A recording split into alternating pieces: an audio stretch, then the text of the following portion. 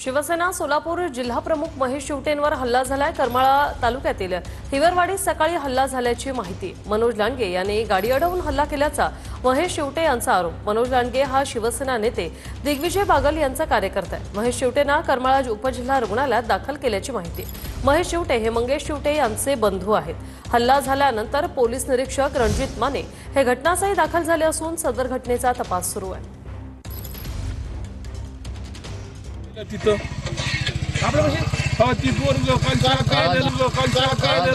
माझ्या शेतातून सकाळी येत असताना प्लंबिंगवाला ह्याला माहिती मला नाही माहित, पण मकाई कारखान्याचे सर्व्हिस सर्व रश्मी बागल दिग्विजय बागल यांची सुपारी घेऊन मनोज लांडगे या तरुणाने मला माझी गाडी अडवून बेदम मारहाण केली। लाटा काथ्याने मारहाण केली।